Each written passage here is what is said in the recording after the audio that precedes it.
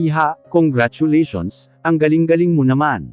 Mula sa kanyang likuran, ay may biglang yamakap sa kanya. Nakangiting nilingon niya ito. Napalunok siya nang makita si Mrs. Ariel Valencia ang mama ni Vladimir. Hindi niya alam kung papaano ito pakikiharapan. Hello po, ani ang humalik sa pisngi nito. Bolay kumusta? Bati naman dito ng daddy niya. Nako Bolay, ang galing naman nitong anak natin biruin mo sumakum laude. At inakbayan pa nito si Adele. Dahil dyan may sorpresa kami sa'yo iha. May hinandang party sa'yo ang Papa Arnold mo, imbitahan mo lahat ng mga classmates mo, after this ceremony. Wow guys, narinig nyo. Bulalas ni Michaela. May party si Adele after the ceremony. Anunsyo nito. Naghiyawan sa saya ang mga kaklase niya sa narinig. Ang saya nila. Natutuwang sabi ni Mrs. Valencia. I'll see you around there, buong second floor ang venue okay. Bolay samahan mo na lang sila ha. Sa luxury hotel, kita-kita tayo, may imit lang ako na investors. Bumaling ito sa kanya, at hinawakan ang magkabila niyang pisngi. I'm really proud of you iha, punta ka sa party ha para sa'yo talaga yun. Enjoy at wag mo munang isipin ang mga other concerns, bilin nito.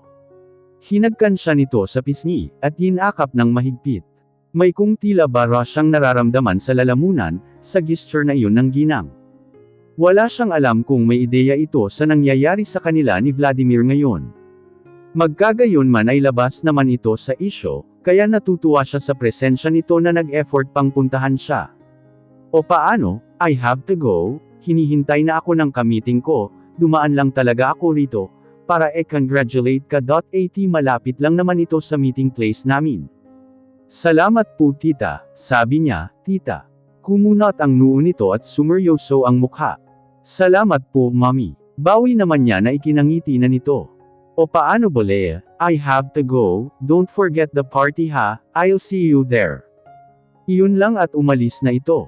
Wow beshi, sa luxury hotel ang party, ang banggasias mo naman.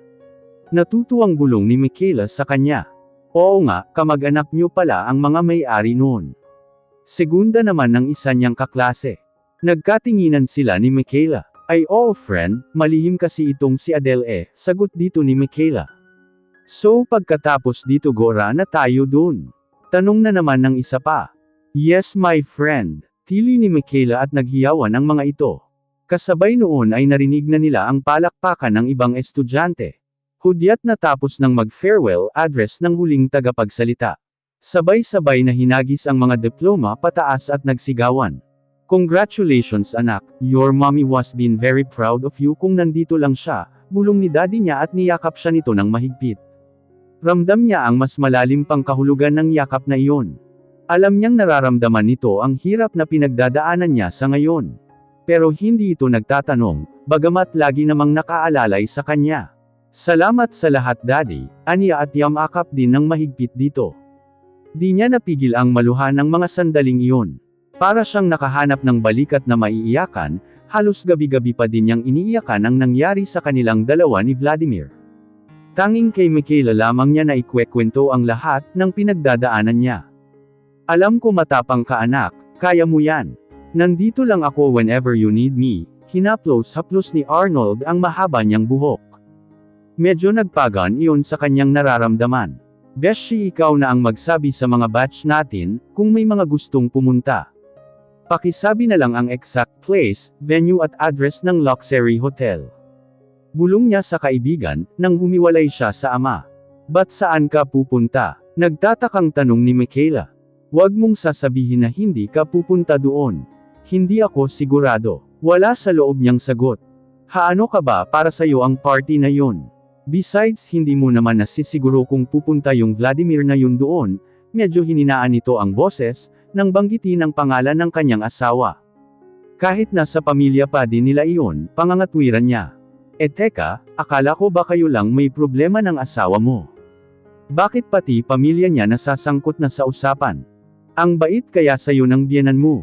Nakakunot noon na paglilita niya sa kanya ng kaibigan. Alam mo namang hindi ako mahilig sa ganyan. Pagpapalusot pa niya. Nako, ako tigil-tigilan mo Adele ha. Pupunta ka. Hindi pwede yang ganyang pag-iisip mo. Napahinga siya ng malalim, tila tinitimbang ang sitwasyon. Sabagay ano ba naman kasi ang kinalaman ng mag-asawang Valencia, sa problema nila ni Vladimir? Ni hindi nga nila o siya mismo nagpasabi sa mga ito, kusa na lang siyang nag-alsa balutan. Uuwi muna siguro ako sa kondo ko.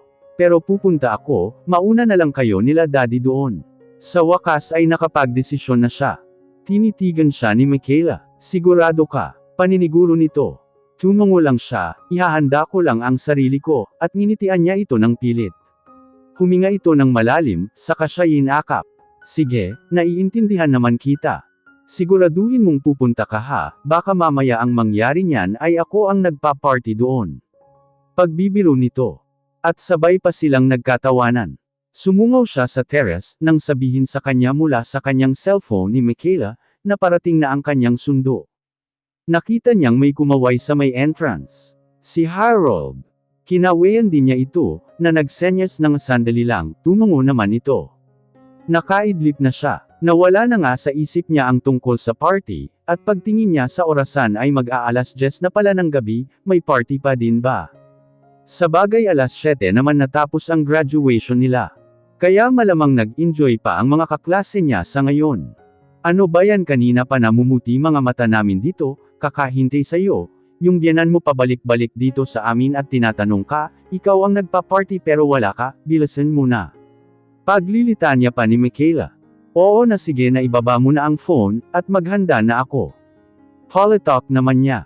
In-off na niya agad ang CP, at nagmamadaling pumasok ng banyo. Isang mabilisang ligo ang kanyang ginawa. Nang matapos ay hinhila ang kulay pulang cocktail dress. Pinatuyo muna ang kanyang buhok, at hinayaan niya lang na nakalugay iyon. Kakapaayos pa lang niya yun, nung isang araw kaya bagsak na bagsak iyon sa likod niya. Tinarnuhan niya ng diamond earrings at necklace, na isa din sa mga regalo sa kanya ng daddy niyang si Norberto, at naglagay ng light makeup. Nang makontento sa hitsura, ay sinuot niya ang kulay pulang bag na terno ng damit, at pulang sapatos na nasa 2 inches ang taas. Medyo nanibago siya sa sarili, nang makita ang hitsura. Kakaiba siya ngayon sa lagi niyang nakakasanayan poster, aware siya na may magandang mukha at pangangatawan siyang pinagkaloob ng Diyos. Pero mas lalong tumingkad ang ganda niya ngayon. Humakab sa mahubog niyang katawan ang pulang damit, na hanggang taas ng kanyang tuhod ang haba, na-expose ang mapuputi at makikinis niyang balat. Takaw tingin din ang bandang cleavage niya, na nakasilip ng bahagya ang ano niya, kunting yuko niya lang at masisilipan siya. Huminga siya ng malalim, at tuluyan ng tumalikod palabas ng kanyang kondo. Ano ba yan Frenny, akala ko ba ibabalato muna sa akin yang si Harold? Kita mo halos durugan ka na sa kanyang palad, kung makatingin sa'yo, paano pa ako magkakapag-asa niyan? Nakauslo ang nguso ni Michaela nang bulungan siya nito.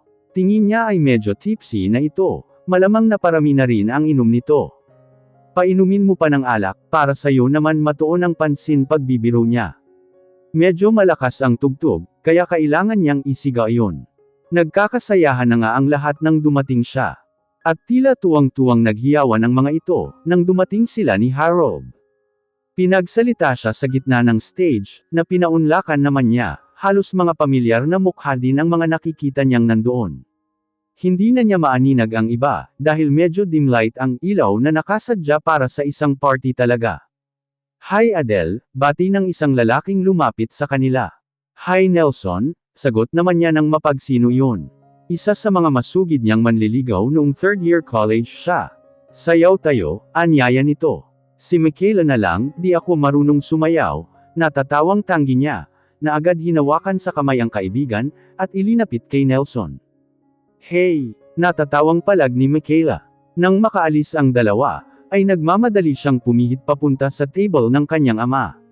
May mga kasama ito sa mesa. Kada nakasalubong niya ay binabati siya, na in-approach naman niyang nakangiti. Daddy, bati niyang humalik sa pisngi nito. Nagmano siya kay Mr. Valencia, nang makitang ito pala ang katabi ng kanyang ama. Parang gusto niya tuloy umatras patalikod, ngunit nandoon na siya. Marami pong salamat sa party. Pagpapasalamat niya dito. Nako wala yun anak. Hindi ka na nahintay ni mommy, bawal na kasing magpuyat yon, kaya nagpahatid na kanina. Sagot nito. Congratulations ulit, sabi pa nito. Anak, sabi naman ni Norberto.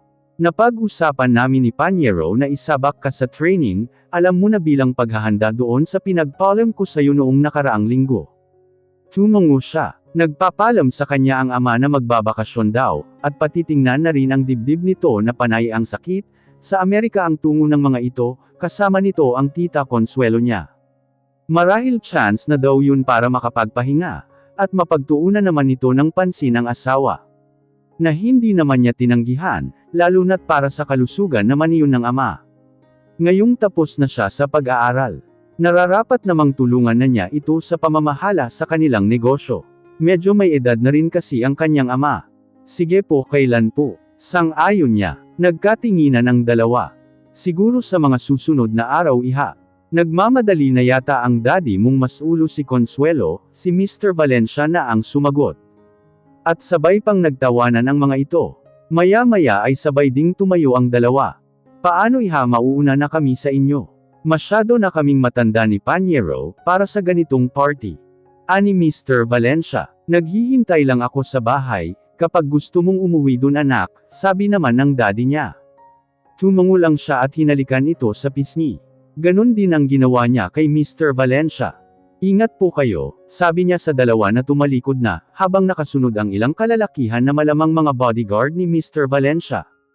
Sayaw tayo, ani Harold na biglang lumapit sa kanya. Tumabi ito sa kinauupuan niyang silya. Nginitian niya ito. Hindi ako marunong, sagot niya. Sabi mo lang yan. Nakangiting sabi nito. You just have to feel the music. Inabot nito sa kanya ang isang kopeta ng alak. Tatanggihan niya sana, pero baka isipin naman nitong KJ siya masyado. So what's your plan after this? Mag-tit-8 ka ba ng exam? Pag-uumpisa nito ng kwento. Pwede din. Pero kasi kailangan ko ng mag-training. Magla-leave ang daddy ko, so I need to look after our business, aniya. Tumango-tango ito. Good thing maayos ang relasyon nyo ng daddy nyo. Kaya iba naman ang pananaw ko sa buhay. Napatitig siya dito. Matagal na niyang alam na hindi ito nagkakasundo ng ama nito. Iba ang propesyon na gustong tahakin ng binata, taliwas sa gusto ng ama nito. Kaya hindi nakakapagtakang seryoso ding tao si Harold. Malalim ang mga hugot nito sa buhay. Ba't di mo muna sundin ang gusto niya? Suhestyon niya. Napailing ito. Lagi na lang, ngayon na natapos ko na ang kursong gusto niyang aralin ko, pati ba naman ang gusto kong mangyari sa buhay ko pakialaman niya. Hey, relax. Tumatawang tinapik niya ito sa balikat. Nandito tayo para mag-enjoy. Itabi muna natin ang mga bad vibes ng buhay natin. Oo nga pala, at natawa na din ito. Biglang napalitan ng malamyos na tugtugin, ang maharot na tugtog. Nakikiusap ang mga mata na tumingin ito sa kanya. Sayaw tayo. Paanyaya nito ulit. Turuan mo ako ha, pagpapaunlak naman niya. Tatayo lang tayo doon, huwag kang mag-alala, tumatawang sagot nito. Hinawakan siya nito sa kamay, at giniya papunta ng bulwagan. Nakatabi pa nila sila Michaela at Nelson. Kitang-kita niya ang nakangusong kaibigan, na natatawa niyang kinindatan. Hinawakan siya sa baywang ni Harold, at linagay naman niya ang mga kamay sa may balikat nito. May isa pa pala akong sasabihin sa'yo. Halos bulong lang ang pagkakasabi ng binata. Kaya linapit niya ng bahagya ang tainga dito. Ano yun? Sana may sagot ka na din tungkol sa panliligaw ko sa'yo, tila nahihiya pa ito nang sabihin iyon. Napatingin tuloy siya kay Michaela, na nakatingin din pala sa kanila. Tumango-tango siya. Pag-iisipan ko, ang tanging naisagot niya. Tiningala niya ito. Harold, okay lang ba magpalad tayo partner saglit, nila Nelson at Michaela? Ha, utol sana ito pero nakiusap siya. Please. Okay, at bamantong hininga ito. Siya na ang bumitaw, at tinungo ang pwesto ng kaibigan. Binulungan niya ito. Chance mo na yan, baka awayin mo pa ako.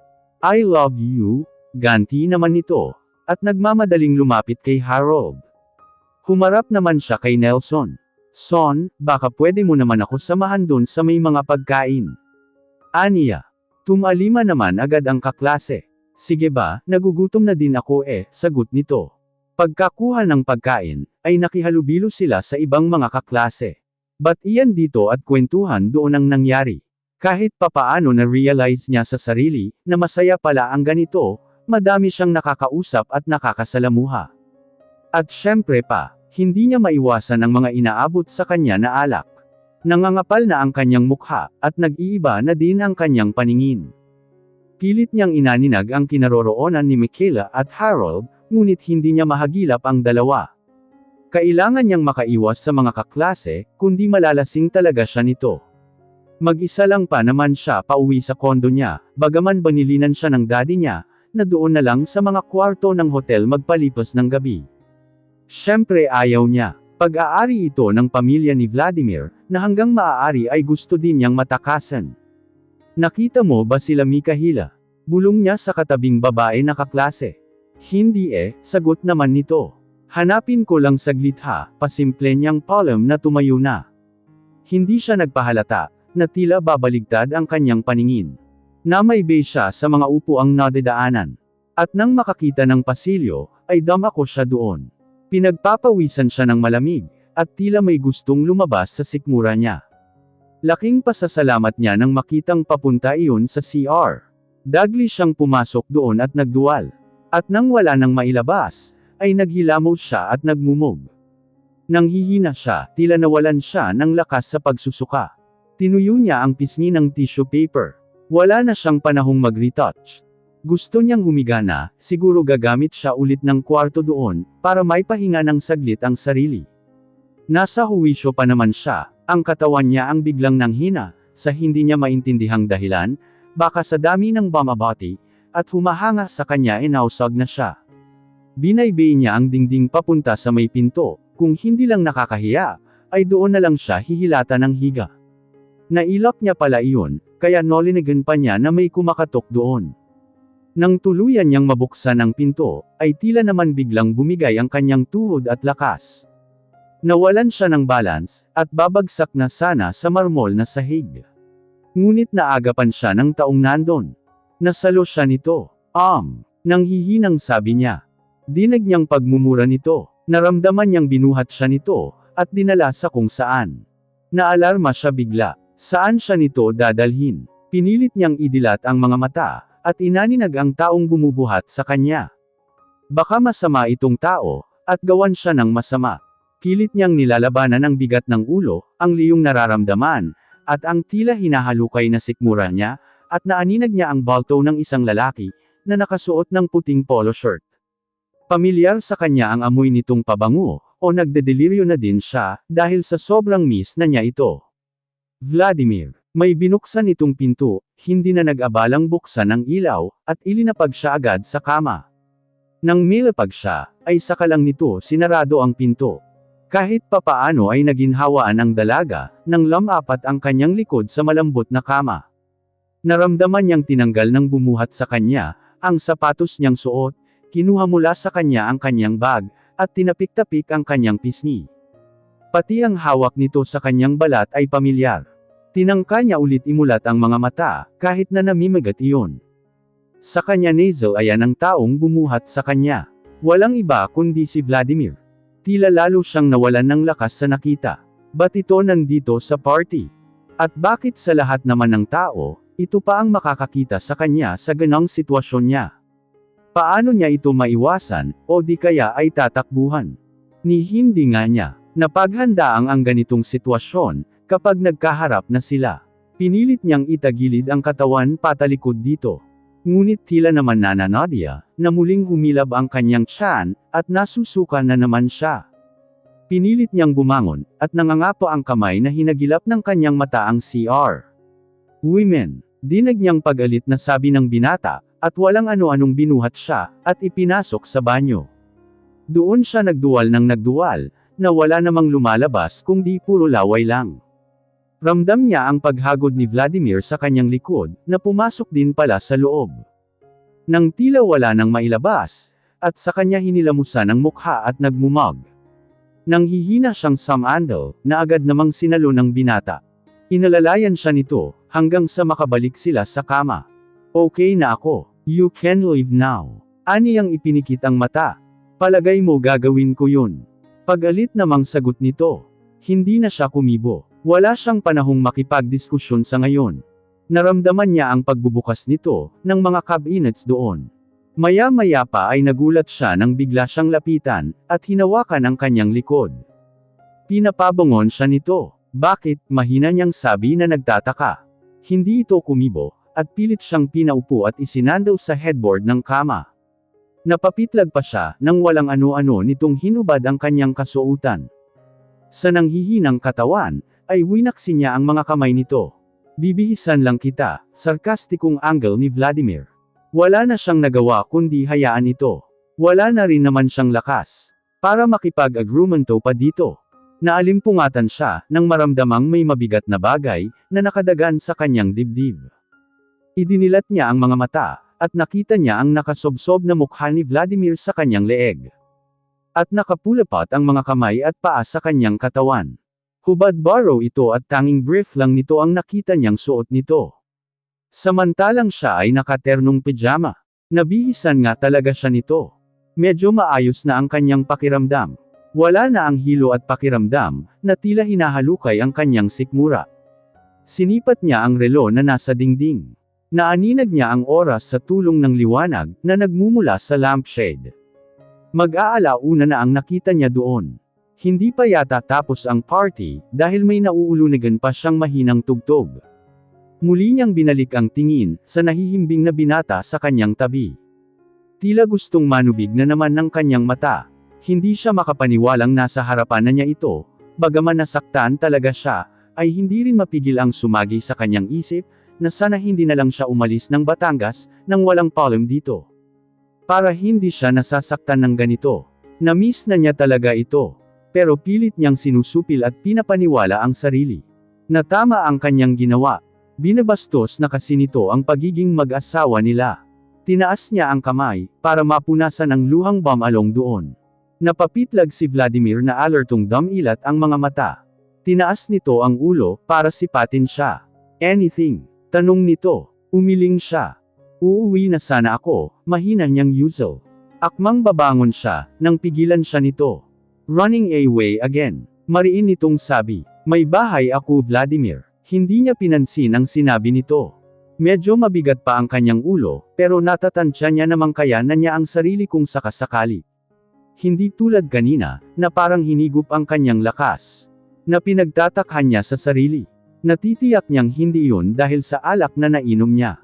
No, you will stay here, pinal na sabi ng binata, at tila baliwalang pumosisyon ulit para matulog. Hindi pwedeng mangyari ito, na alarmang warning niya sa sarili. Vladimir please, pagsusumamo niya, at pinilit na kumawala dito. Pumiglas na siya. Tila naiiritang hinawakan ni Vladimir ang dalawa niyang kamay, at nilagay sa likod ng kanyang ulo. Saka dumikat sa kanya. Pag sinabi kong hindi ka uuwi, hindi ka uuwi. You will have to stay with me. Mariing sabi nito. And stop flirting around, you are a married woman if I may remind you. Napanganga siya sa huling sinabi nito. What? At kanino naman siya nakikipaglandian? There. Tila nang hahaman namang sabi ni Vladimir. Hindi ko alam ang sinasabi mo, angle niya. Oh dare him. How could he say that? Gayong bahay at eskwelahan lang naman ang buhay niya. Oh come on, may pasayaw-sayaw ka pang nalalaman, sarkastikong sagot nito. Enjoying the attention of the boys from that party wife. Napahumindig siya sa narinig. Anong sinasabi nito? Ang ibig bang sabihin yun, matagal na itong nasa party, at nakaman-man lang sa kanya. Wala akong panahon sa usapang ito Vladimir. Natigil siya sa sinasabi, nang bigla na lang siyang sibasabon ng halik ni Vladimir. Pumiglas siya. Hindi pwede ito. Binitawan nito ang mga kamay niya, at pinaglakbay sa buong katawan niya. Nanlalaki ang mga mata, na hindi niya na mapagpasyahan kung itutulak ito o hindi, nang makakaya ang mga kamay. Nailapat niya ang mga kamay sa dibdib nito, na balak sanang manulak. Bumaba ang leeg ni Vladimir sa kanyang leeg, na tila nagmamadali. Tila walang kahirap-hirap na hinubad nito ng ganun kadali, ang kanyang pangibabaw na damit. Ilang linggo na ang lumipas mula nang huling gawin nila iyon, kaya't pakiramdam niya ay humigpit ulit ang kanyang ano. Saglit na tumigil si Vladimir, at tinitigan siya sa mukha. Iniangat niya ang mukha at isinobsob niya sa chest ng binata. It's hurt, bulong niya.